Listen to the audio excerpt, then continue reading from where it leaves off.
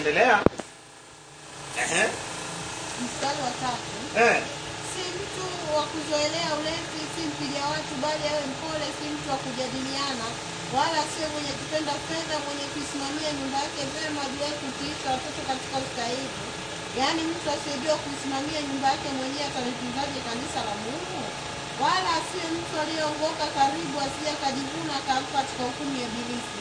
Tena imempasa kushuhudiwa mema na watu walio nje, ili asianguke katika lawama na mtego wa ibilisi.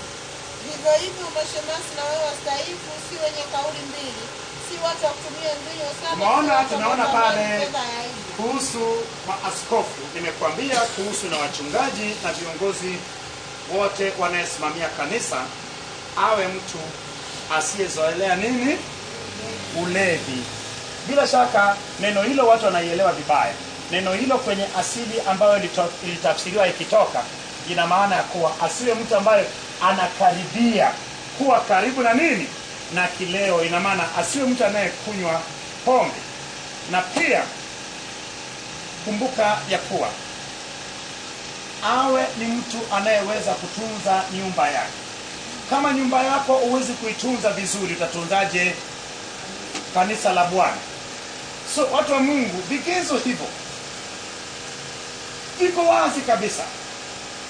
Hata kama wewe ni kiongozi, yawezekana wewe sio askofu, yawezekana wewe sio mchungaji, lakini umeona vigezo ambayo inatakiwa mtu avikidhi vipo kwenye nyaraka za kichungaji, ambayo ni waraka wa kwanza wa Timotheo wa pili na waraka wa Tito. Bwana Yesu asifiwe. Hebu tuone semase ya masemasi ama Kiingereza ushers. Mstari wa 9. Wakiishika asili ya imani katika dhamiri safi, hawa pia na wajaribiwe kwanza, baadaye waitende kazi ya shemasi, wakiisha kuonekana kuwa hawana hatia. Vivyo hivyo wake zao na wao wastaifu, si wasingiziaji, watu wa kiasi, waaminifu katika mambo yote. Mashemasi na wao waume wa mke mmoja, wakiwasimamia watoto wao vizuri na nyumba zao. Umeona, wawe wenye wake mke mmoja, wake zao wasiwe wazushi na kusingizia watu wengine, lakini pia watoto wao waweje? Umeona, ukitaka kujua mtu jinsi alivyo, utajua kwa watoto wake. Ukiona mtoto amekuwa na vurugu, basi nyumbani kule vurugu hivyo vipo. Inatakiwa hata watoto wa viongozi waonyeshe picha nzuri, maana ule mfano bora ambao inaanzia nyumbani kwako inatakiwa ionekane mpaka nyumbani mwa Bwana. Lakini umeona, tungekuwa tunayawasomea viongozi ama wasaidizi makanisani hayo, alafu tunawatengenezea, wanachapishia, wanakuwa navyo, wanakumbushwa, bila shaka wangejua waishi maisha gani. Lakini ni nani anayesoma hiyo? Mimi niwahi kuwa semasi, lakini hakuna aliyenisomea hayo. Hakuna aliyenisomea hayo. Lakini yapo, ndio maana Biblia imebeba kila kitu. Lakini mpaka uingie msituni kule, ndipo uweze kupata miti unayotaka. Kuna miti mingine huwezi kupata maeneo yote, lakini ukiingia kule msituni ama porini unayapata vizuri sana. So lazima tuingie kwenye msitu ambao ni Biblia, tupite kila kona ili tupate miti yanayofaa kwa ajili yetu. Bwana Yesu asifiwe. Kwa maana atendao vyema kazi ya shemasi hujipatia daraja nzuri na ujasiri katika imani iliyo katika Kristo Yesu, na kuandikia hayo nikitaraji kuja kwako hivi karibuni. Kwa nini anaandikiwa Timotheo hayo? Maana Timotheo amewekwa kwenye makanisa aliyokuwepo. So ina maana ni kana kwamba amepewa nini? Amepewa katiba ambayo asome, alafu apitie akikagua wale wanayesimamia makanisa wa Efeso. Na hata kama anaamua kumtoa huyu, kumtupa nje na kuchagua mengine, basi achague kwa vigezo hivyo. So hivyo vinatuongoza na sisi pia tupate kufanya uchaguzi sahihi. Hayo yalimsaidia Timotheo ili anapotengeneza uongozi katika yale makanisa, apitishe fagio ya chuma, aondoe wale wanayefundisha mafundisho potofu, wale waliojiingiza kwenye unostiki, akamwambia usiogope, maana Iskanda na mwenzake nimefanya nini?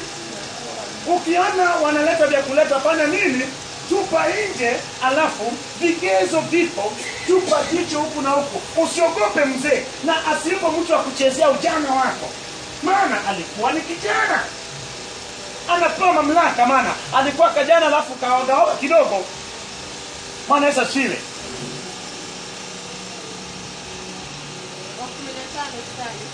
Lakini nikikawia upate kujua jinsi wapasavyo watu kuenenda katika nyumba ya Mungu iliyo kanisa la Mungu aliye hai, nguzo na msingi wa kweli. Na bila shaka siri ya utauwa ni kuu.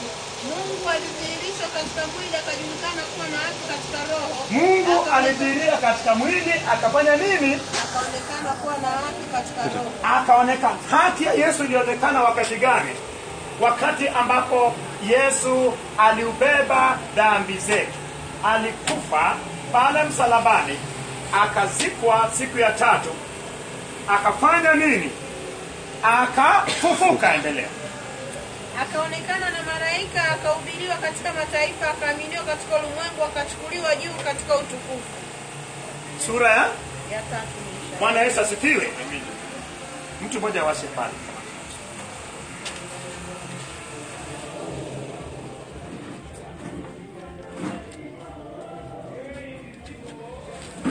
Bwana Yesu asifiwe. Amen. Amen. Bila shaka tumeona Paulo akiendelea kumwasha nani? Timotheo, na kinachofanyika ni bila shaka asemi pasipo kusema habari za Yesu. Yesu alikuwa ndio kielelezo ya kila kitu kwenye nini? Kwenye injili ya kweli. Bwana Yesu asifiwe.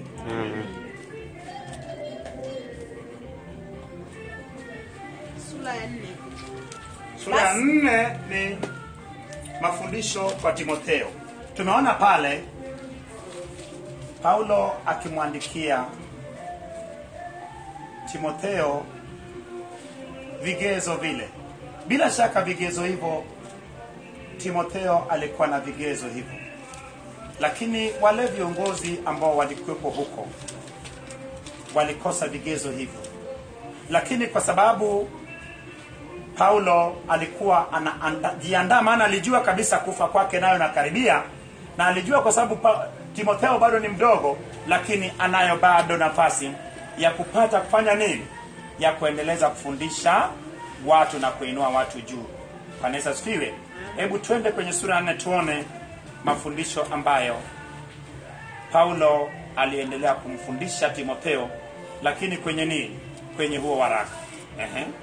Basi Roho anena waziwazi ya kwamba nyakati za mwisho wengine watajitenga na imani, wakisikiliza roho zidanganyazwa na mafundisho ya mashetani, kwa unafiki wa watu wasemao uongo, wakichomwa moto dhamiri zao wenyewe, wakiwazuia watu wasioe na kuamuru wajiepushe na vyakula ambavyo Mungu aliviumba vipokeo kwa shukrani. Umeona amesema nyakati za mwisho watu watafanya nini? Watu watapenda hayo mambo asiyo stahili, mafundisho asiyo stahili.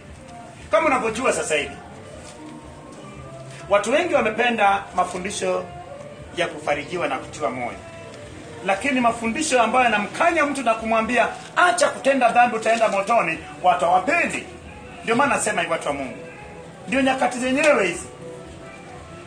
Ukengeufu tayari umeshaonekana, lakini ingawa imeonekana ipo inatenda kazi, lakini azuiaye bado haiwezi kuiruhusu ikatenda kazi kwa wazi zaidi, mpaka azuiaye itakavyoondolewa, ambao azuiaye ndio kanisa la Bwana, injili ya Bwana.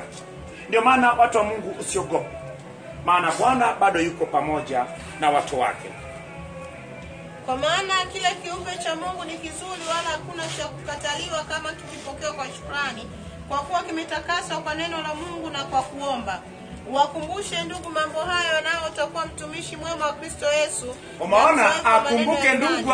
Ina maana hata masuala la vyakula ilikuwa na matatizo Efeso. Kuna watu wanaozuia watu kula baadhi ya vyakula.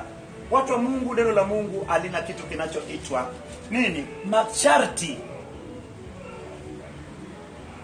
Tuliona kwenye kitabu cha Matendo ya Mitume Petro alipokuwa katika ile sura 11 akilalamika ya kuwa yeye katika ile maono ya kuwa hajala kitu najisi, lakini akaambiwa ya kuwa kilichofanywa na Mungu usiite najisi. Paulo anasema kwa kila kilichotengenezwa na Mungu, kilichoumbwa na Mungu sio najisi. Ndio maana watu wa Mungu, utaenda sehemu nyingine unakuta mtu mwingine anakula nyoka. Ukienda China wali nyoka. Ukienda kule Filipe wali mbwa. Kuna wengine wanakula mpaka paka, kuna wengine wanakula mpaka nyani. So, wewe ukienda sehemu nyingine duniani, kile ambacho wewe unaogopa mtu mwingine ndio chakula. Na anajua jinsi ya kuinasa. Pamoja na ukali wake. Nyoka na ukali wake, kuna mwanadamu anajua anaweza hata kumkamata pasipokuwa na silaha, maana ndio kitoweo chake.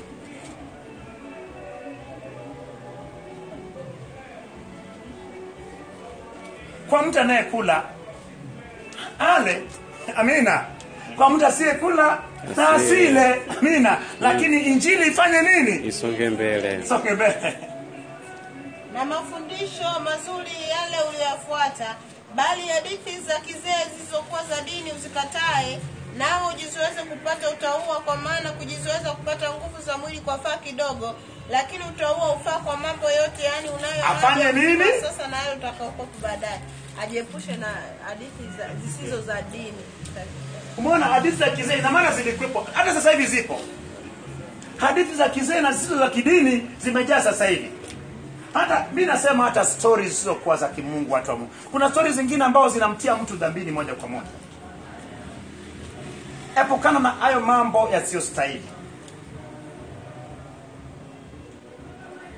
Jiweke mahala pa Timotheo ya kuwa wewe ndio unayeandikiwa hayo. Maana kwa sasa hivi yale yaliyokuwepo yapo zaidi ya mara 10. Na tukisimama katika ukweli, bila shaka tutashinda tu. Kushinda ni lazima, maana hakuna kitakachoweza kumshinda Bwana. 9. Ni neno la kuaminiwa, tena la stahili kukubalika kabisa, kwa maana tunajitaabisha na kujitahidi kwa kusudi hili, kwa sababu tunamtumaini Mungu aliye hai, aliye Mwokozi wa watu wote, hasa waaminio. Mambo hayo uyaagiza na kuyafundisha mtu awaye yote, asiudharau ujana wako, bali uwe kielelezo kwa waaminio katika usemi na mwenendo, na katika upendo na imani na usafi. Hata nitakapokuja ufanye bidii katika kusoma na kuonya na kufundisha. Umeona, hata atakapokuja asome na kuonya na kufundisha, lakini mtu asiudharau nini? Ujana wake. Watu wa Mungu, mtu asiudharau Ukristo wako. Ukristo wako mtu asiudharau. Na Ukristo wako umejengwa katika wokovu wako. Lazima wewe mwenyewe uthamini wokovu wako. Wokovu wako kama ni ya thamani, basi kinachofuata ni nini? Ishi maisha matakatifu. Itunze wokovu wako. Anaambiwa afanye nini? Afundishe na fanya nini? Soma, asome. Na wewe natakiwa ufanye nini? Paulo anamagiza Timotheo asome. Kusoma, kuonya na kufundisha. Asome nini? Asome yale ambayo Paulo alimpa na nyaraka. Utaona ya kuwa kwenye waraka wa pili, utaona Paulo akimwambia asisahau nini? Na vitabu vile tayari ameshafungwa yuko kule gerezani. Ina maana Paulo alikuwa ni msomaji mzuri wa vitabu. So kinachofanyika, asome, aonye na kufundisha. Maana usiposoma utajuaje? Ndio maana tunachokifanya kumbe ni sahihi. Kusoma kwetu sio bure. Imeagizwa tusome, tuonye. Ndio maana ninapokuonya usikasirike. Onya na mwingine, lakini kuonya iwe katika misingi ya neno la Mungu. Usionye nje ya neno la Mungu, utakosea. Mstari 14. Usiache kuitumia karama ile iliyomo ndani yako uliopewa kwa unabii na kwa kuwekewa mikono ya wazee. Uyatafakari hayo, ukae katika hayo, ili kuendelea kwako kuwe dhahiri kwa watu wote.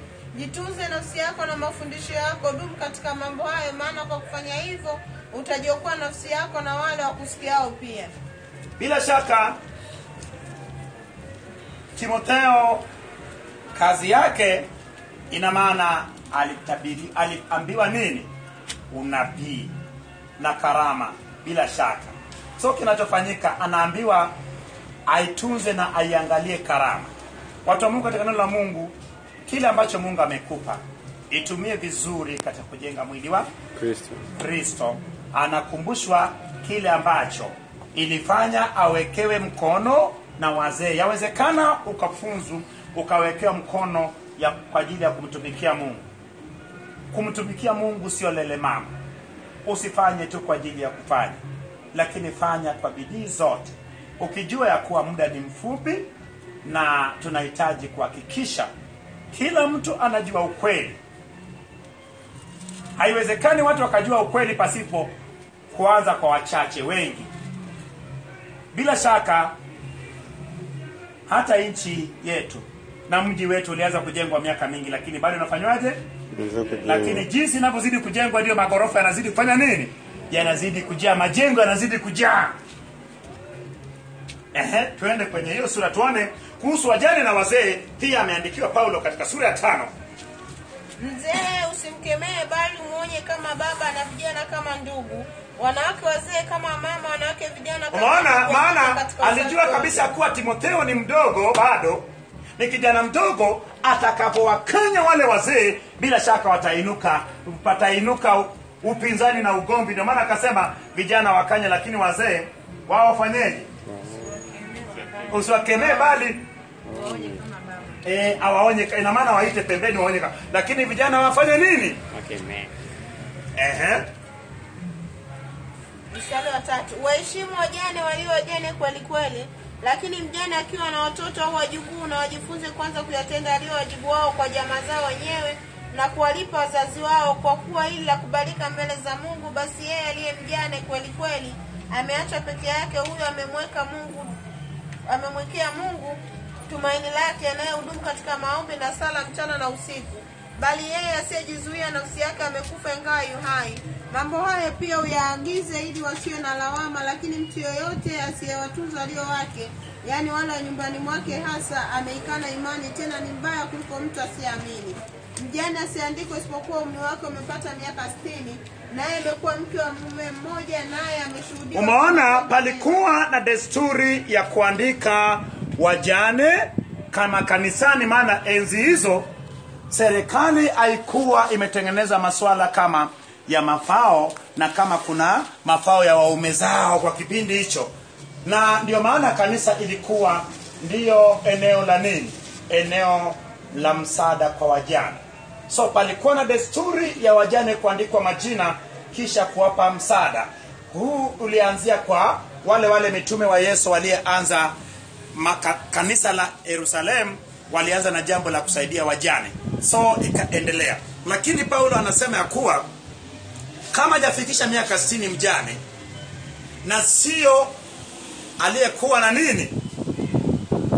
Na mume mmoja, na aliyetunza nyumba yake vizuri, na asifanye nini? Asiandikwe. Walikuwa naandikwa na wajane hawa walikuwa natumika nyumbani mwa Bwana. Unakumbuka yule Ana binti Fanueli ambayo alikuwa natumika. Jina lingine wanaitwaga madhabahu ya Bwana, wanaitwa waombolezaji, wanaitwa waombaji. So palikuwa na wanawake wajane ambao walidumu makanisani wakifunga na kuomba kwa ajili ya kanisa, kuomba kwa ajili ya neno la Mungu. Tunahitaji kuwa na watu wanaoomba kwa ajili ya injili duniani. Tunahitaji kuwa watu wanaoomba kwa ajili ya injili ishike moto tena. Walikuwepo wajane, lakini anasema mjane kama ni mdogo asikae, asiandikwe kanisani, atafute aolewe, kwa sababu badala ya kuja kuwaka tamaa na kumkosea nini? Kumkosea Mungu. Lakini kama anaweza kujitunza, anasema ya kuwa sawa, lakini huyu asifanye nini? Asiandikwe. Wa kuandikwa na kupewa msaada ni wenye miaka nini? 60. Lakini alikuwa anaongea na kanisa la Paulo akiwa katika kanisa la Efeso. So huo ni muongozo hata kwa ajili ya nini?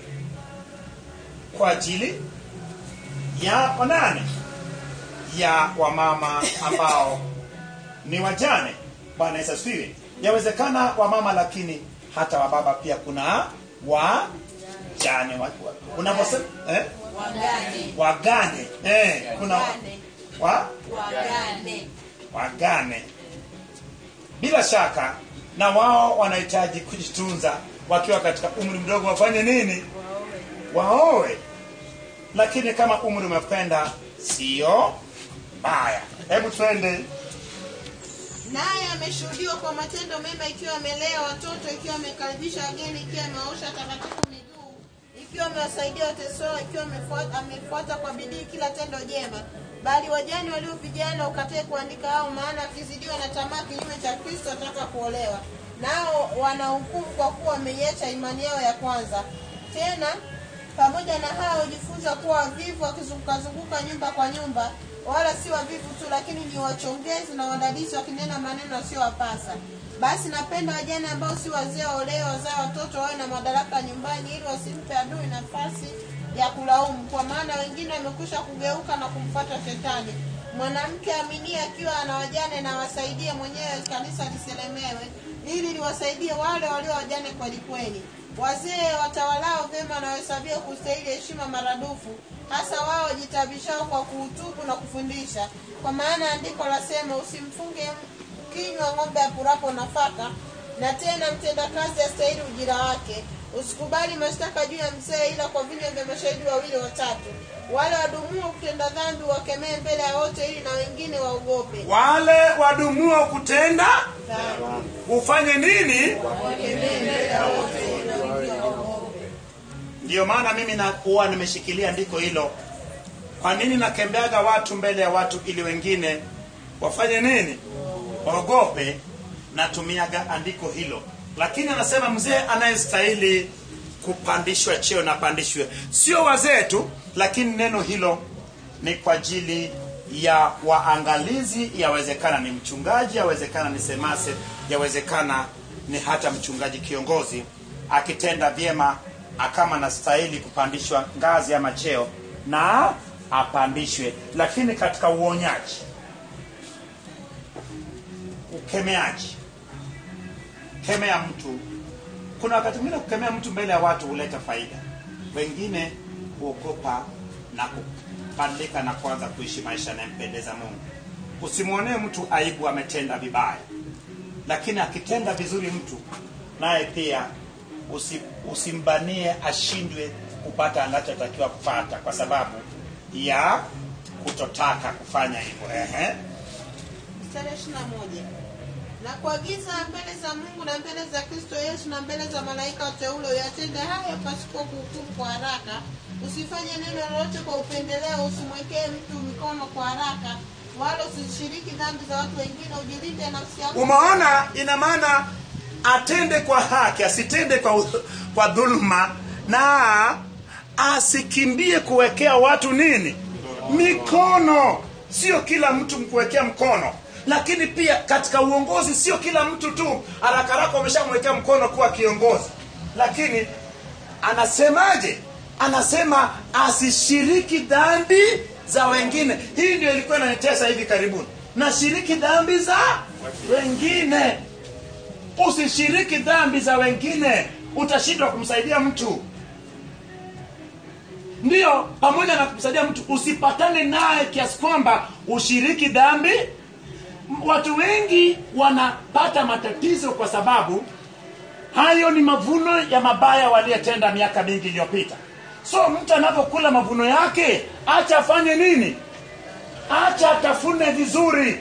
Alafu muongoze anapokula mavuno ya zamani, apande mengine mema atakayefanya nini? Atakayevuna. Lakini ukishiriki mabaya hayo, bila shaka utakuta na wewe unashindwa kupanda mema sasa. Hebu twende 23. Tokea sasa usinywe maji tu, lakini tumia mvinyo kidogo kwa ajili ya tumbo lako na magonjwa kupatao mara kwa mara. Dhambi za watu wengine si dhahiri, zatangulia kwenda hukumuni.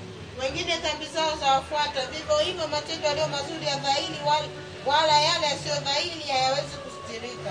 Wengine matendo yao na dhambi zao zinafanya nini? Zinawafuata. Sasa wewe usifanye na wewe zikufuate. Na kipengele hicho ya kuwa unywe mvinyo kidogo kwa ajili ya tumbo lako na kwa ajili ya magonjwa. Ina maana Alipobaki pale Efeso, Timotheo alikuwa anapata wakati mgumu kwa ajili ya tumbo. Maji ya kula alikuwa na tatizo ya alkaline.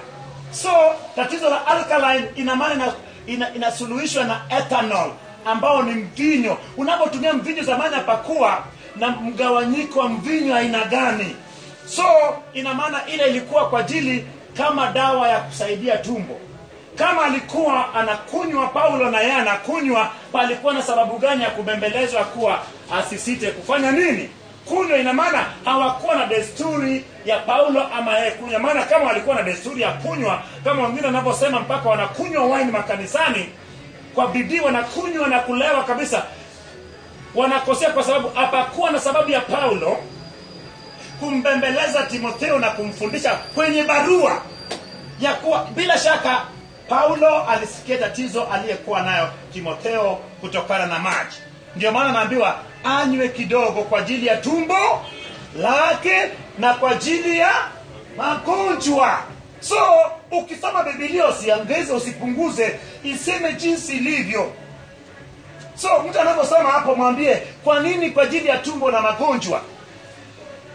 Zamani dawa zikuwepo. Wewe unajuaje kama sasa hivi hizi dawa ni pombe? Dokta, nikuulize. Hii dawa ya pili tunataka kunywa na lala, je, haina pombe ndani yake? Ina element ya pombe, ndio. Ndio maana dawa zingine ukinywa unalewa. Zile zinazopigwa nao watu nusu kaputi zile, watu wa Mungu, zile sio kulewa vile. Lakini hazikuwepo kipindi hicho. Ndio maana akamwambia atumie kwa ajili ya watu wa Mungu. Usiongeze ya kwako hili. Uzuri wa Biblia, ukiongeza ya kwako Biblia inakuunga mkono. Lakini Biblia inaenda kukuacha pale unapofika kwenye ukuta, huwezi kupenya. Sasa Biblia inasimama na kuambia wewe tafsiri, unapotafsiri kunywa ulewe. Lakini hukumu inafanya nini? Sema ya kwa Paulo aliruhusu watu wanywe, lakini kwa nini kama ilikuwa ni desturi ya Paulo kunywa, na bila shaka Timotheo alikuwa anakaa naye, akakuwa na sababu ya yeye kumwambia Timotheo kwa unywe kidogo kwa ajili ya tumbo lako na kwa ajili ya magonjwa. Yani iko wazi kabisa, it is crystal clear. It is you who is trying to misinterpret so that it can fit you. That is not the case. Don't take alcohol. Alcohol is not water. If you take alcohol, then your mind won't function well. You will start thinking upside down. You will even end up taking an old woman as a fiancé overnight. Then the following day is when you start regretting. If alcohol is good, why do you regret after the outcome? So many people are infected with the diseases because of alcohol. Men and women of God, we have to stay away from the alcohol. Don't take alcohol. Some people are misinterpreting that verse so that they can get a reason of taking alcohol. If you take alcohol, even if you are educated as who, your mind will start working negatively, not positively. You will start seeing things moving awkwardly. So that is why, even in the real sense, alcohol is not water. Even if you take one bottle, you will start seeing things differently. Alcohol makes people to be stupid, to be out of their mind. That is why if you are a pastor telling people to take alcohol, when you are out of your mind, you will end up doing what? Sinning. So alcohol, the outcome of alcohol is not good.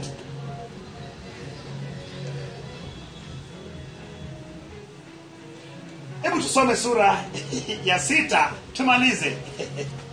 Wote walio chini ya kongwa hali ya utumwa na wahesabie bwana zao kuwa wamestahili heshima yote, na jina la Mungu lisitukane wala mafundisho yetu. Na wale walio na Bwana waamini wasiwadharau kwa kuwa ni ndugu, bali afadhali watumikie, kwa sababu hawa waishirikio faida ya kazi yao wamekuwa wenye imani na kupendwa. Mambo hayo uyafundishe na kuonya. Mtu aye yote akifundisha elimu nyingine, wala hayakubali maneno yenye uzima ya Bwana wetu Yesu Kristo, wala mafundisho yapatanayo na utauwa. Amejivuna wala hafahamu neno lolote, bali ana wazimu wa kuwazia habari za maswali na mashindano ya maneno, ambayo katika hayo hutoka usda una ugomvi na matukano na shughuli mbaya na majadiliano ya watu walioharibika akili zao, walioikosa kweli, huku wakidhani ya kuwa utauwa ni njia ya kupata faida. Umeona sasa? Kuna watu ambao wewe unabishana nao, akili zao zimeharibika. Wao wanadhani ya kuwa utauwa, yaani utakatifu, ya kuwa nikienda nyumbani mwa Bwana mimi lazima nipate faida, nitajirike. Je, hayo sio mahubiri yanayohubiriwa sasa hivi? Njoo ubarikiwe, pokea. Utauwa wako sio kwa ajili ya kufaidika ama kupata faida. Utauwa wako ni kwa ajili ya kuishi maisha matakatifu na kwenda mbinguni. Na utakatifu wako wala haiwezi kufanya upate mali. Yesu amesema tukifahamu ukweli itatuweka huru. Tukitafuta ufalme wa Mungu na kuipata, bila shaka mengine tufanye nini? Tutazidishiwa, lakini tutahakikisha kuwa lazima kuzidishiwa. Inawezekana ukazidishiwa au usizidishiwe. Utauwa wako isiwe sababu ya wewe kutaka kuwa tajiri. Lakini Mungu kama anataka uwe na kitu, utakuwa nacho, hata kama pasipo kuteseka. Mstari wa 6. Walakini utauwa pamoja na kuridhika ni faida kubwa, kwa maana hatukuja na kitu duniani, tena hatuwezi kutoka na kitu, ila tukiwa na chakula na nguo tutaridhika na vitu hivyo. Lakini hao watakao kuwa na mali huanguka katika majaribu na... Umeona sasa ya kuwa wewe ulipozaliwa ulizaliwa ukiwa uchi, na utakapoondoka hapa, labda yale utakayevishwa, uondoki na mali yoyote. Lakini amesema wanayekuwa na mali wanaanguka kwenye nini? Huanguka katika majaribu na tanzi. Ndiyo, majaribu na tanzi, kwa sababu watu wa Mungu, hata watu wenye fedha unadhani wanalala? Wewe ambao unayo kiasi, unayo amani.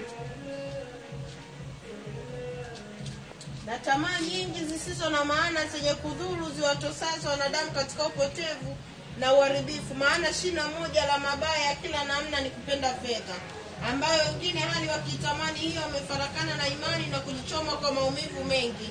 Bali wewe mtu wa Mungu, yakimbie mambo hayo, ukafuate haki, utauwa, imani, upendo, saburi, upole. Piga vita vile vizuri vya imani, shika uzima ule wa milele ulioitiwa, ukaungama maungamo mazuri mbele ya mashahidi wengi, na kuagiza mbele za Mungu anayevihifadhi hai vitu vyote, na mbele za Kristo Yesu aliungama maungamo mazuri yale mbele ya Pontio Pilato. Umeona sasa? Aliungama maungamo mazuri mbele ya Pontio Pilato. Alimweleza ukweli ya kuwa huna mamlaka, usingepewa na baba yangu. Watu wa Mungu, uongee ukweli hata kama umefika unakufa. Uje tuungane na watakatifu. Ina maana anaongelea kurithi uzima wa milele. Injili inaongoza watu kwenye ule uzima wa milele. Injili iaminishi watu kuishi tu hapa duniani na kufanikiwa hapa duniani. Haya duniani yanawezekana usifanikiwe duniani hapa, lakini ukafanikiwa kwenda mbinguni, ambao ni bora. Lakini hujazuia kumiliki hapa duniani. Umeambiwa tafuta ufalme wa Mungu, ujue neno. Leo hii umeona kwa nini mimi naambia watu wasome. Mwisho wa sura 4 Paulo, kitabu Timotheo kwanza sura Paulo anamwambia Timotheo namna gani? Soma, fundisha na kuonya. Ndio maana mimi kila siku duniani kote najaribu kusawishi watu wasome Biblia. Ukisoma Biblia hauwezi kudanganywa. Na ukianza leo, kesho kiendelea, unazidi kuzoea. Inakuwa ni sema maisha. Mbona umezoea kula wewe chakula cha kawaida? Tuzoee kula chakula cha kiroho pia. Anayesoma Biblia baki jinsi ilivyo. Hata mimi sikubaki jinsi ilivyo nilipoanza kusoma Biblia. Lakini kama kuna sehemu yenye upinzani kusoma Biblia, lakini jifunze kushinda upinzani. Wakati wa kusoma Biblia ichukulie tofauti kabisa. Ni wakati wa kuwa mbele za Mungu. Mstari wa 14. Kwamba uilinde amri hii pasipo mawaa, pasipo lawama, hata kufunuliwa kwake Bwana wetu Yesu Kristo, ambako yeye kwa majira yake atakudhihirisha yeye aliyeibidiwa mwenye uweza peke yake, mfalme wa falme, Bwana wa mabwana, ambaye yeye peke yake hapatikani na mauti, amekaa katika nuru isiyoweza kukarimiwa, wala hakuna mwanadamu aliyemuona wala aweze kumuona. Heshima na uweza na una yeye hata milele. Amina. Walio matajiri wa ulimwengu wa sasa uagize wasijivune wala wasitumainie utajiri wao usio yakini, bali wamtumaini Mungu atupaye. Mimi nasema hivi, naonya matajiri wote wa dunia ya kuwa wasitumainie nini? Mali na utajiri wao, bali wamtumainie nani? Mungu. Maana ni yeye tu ndio anayejua kila moja. Yeye ndio aliyekuumba. Unapotumainia fedha ama mali, unakuwa umemwacha Mungu. Ndio maana Yesu alisema kuwa huwezi kutumainia nini? Mtumikia Mungu na fedha. Ndio maana Paulo anazitenganisha hapa. Watu wa Mungu, tujihadhari kabisa. Kama unamiliki, unapata fedha, jihadhari sana fedha isikutoe kwenye kumwamini Kristo. Hizo tamaa isiwe sehemu ya maisha yako. Mstari wa 18, watende mema wawe matajiri kwa kutenda mema, wawe tayari kutoa mali zao, washirikiana na wengine kwa moyo, huku wakijiwekea akiba iwe msingi mzuri kwa wakati ujao, ili wapate uzima ulio kweli. Timotheo, ilinde hiyo amana, ujiepushe na maneno yasiyo ya dini, yasiyo na maana, na mashindano ya elimu itoa elimu kwa uongo, ambao wengine wakiikiri hiyo wameikosa imani, na hema na iwe pamoja nanyi. Amen. Umeona, anasema kwa matajiri na wasaidie, ambao ndio ngumu. Mtu wakati hajatajirika ana uwezo wa kumpa mtu hata hela kidogo, lakini baada ya kutajirika hata hela ndogo hawezi kupa. Ndio maana watu wa Mungu, kadri mtu anapozidi kupata fedha ndivyo huwa anazidi kuwa mbali na Mungu. Ndio maana nasema hivi, Mungu akusaidie utakapopata hela. Usimwache Mungu. Usikae mbele na Mungu ukaanza kuchagua kutumainia fedha. Nasema hivi watu wa Mungu, haya tuliyofundishwa endelea kuyapitia na kuweka katika maisha yako. Wewe ndio Timotheo wa sasa hivi. Wewe ndio Paulo ya wa sasa hivi. Wewe ndio Tito wa sasa hivi. Kazi waliyetenda ni sisi ndio tumepokea kijiti kutoka kwao, na kazi yetu ni kuibeba na kuipeleka. Anayepokea kijiti, kuwa kijiti inakuwa tofauti. Ndio maana tunapopokea hicho kijiti, tuipeleke jinsi ilivyo. Tuache kubadilisha kijiti. Watu wamebadilisha kijiti. Umepewa kijiti kilicho safi, wewe unabadilisha kijiti kilichokuwa sahihi. Ndio maana anayepokea kijiti anaibeba jinsi ilivyo. Ndio maana injili hii tuipokee jinsi ilivyo na ipeleke jinsi ilivyo. Mimi nataka niombe. Ninaomba. Baba, wewe ni mwema na ni mtakatifu, maana jina lako ndio jina kuu kupita majina yote. Nami katika jina lako Baba nimepata Baba rehema kufarijika katika neno uliyesema na watu wako. Maana neno hilo Baba liote katika maisha ya kila moja alilosikia neno hilo Baba. Neno likiota katika nafsi yake, katika roho yake, katika mwili wake Baba, maana mtu huyu alifanywa katika neno. Neno jinsi ilivyomuumba, neno iendelee kumkarabati na kumuumba tena upya. Neno limlinde, maana Bwana ni wewe ndio lindaye. Yote aliyasikia Baba wa rehema, yabadilishe Baba tabia zake, nia yake Baba. Na Baba atazame Baba wa rehema mambo yajayo mbele, maisha ya uzima wa milele. Baba, mawazo ya mabaya yote na mtenganisha nayo. Na Baba akutumainie wewe, asitumainie fedha. Baba, fedha imebeba akili za watu wengi. Mahali palipo Baba hazina ya mtu ndio Baba na moyo wake ulipo. Hazina yetu Baba tunaweka mbinguni. Hazina yetu tunaweka kwenye injili. Baba, mahali ambapo hazina yetu ilipo na moyo wetu ikue Baba. Asante maana utatuumbia moyo mpya Baba. Mabaya yote, magonjwa yote, balaa zote, nuksi zote Baba, neno lako itamie kila mmoja. Neno likifungua vifungo vyote, vifungo vya chuma, vifungo vipya, vifungo vya majini, vya machoka na mizimu, vifungo vya Baba wa rehema, laana zote nazifuta. Na Baba wa rehema, nikifunga katika dunia nguvu ya upotezaji, nguvu Baba ya kufundisha uongo, nguvu ya unostiki Baba, tunalifunga katika dunia, na neno lako la kweli liinuke tena Baba. Baba, nakushukuru maana unawazia watu wako mawazo mazuri. Utafurahi watu hawa Baba, wengi wakienda motoni, bali furaha yako na ya kwetu itakuwa timilifu, watu wengi watakao kwenda Baba katika uzima wa milele. Nami nazidi Baba kutia watu moyo, na Baba warema kuweka Baba roho ya kusoma Biblia na kuelewa. Ewe Roho Mtakatifu, endelea kufunulia watu mambo ya sirini ya ufalme wa Mungu yaliyojificha. Hayo ni uponyaji, ni uzima na kweli. Asante Baba kwa wema wako na kwa muda uliotupa Baba. Bariki wote Baba warema, na baraka za rohoni wakija kupata udhihirisho katika ulimwengu wa kawaida, na katika jina la Yesu Kristo naomba, na kila mtu aseme amen. Amen. Basi uwe na wakati mzuri mtakatifu wa Bwana. Upinzani ulikuwa mkubwa, lakini ashukuriwe Mungu tumemaliza kitabu hicho cha Timotheo. Uendelee wewe mwenyewe. Ukiona upinzani unakuwa mkubwa, jua kabisa kuna kitu katika ulimwengu wa kiroho. Bila shaka Yesu ni Bwana, na kusudi la Bwana haliwezi kuzimwa. Kama una sadaka unaweza kutoa, kusudi la Bwana litakwenda.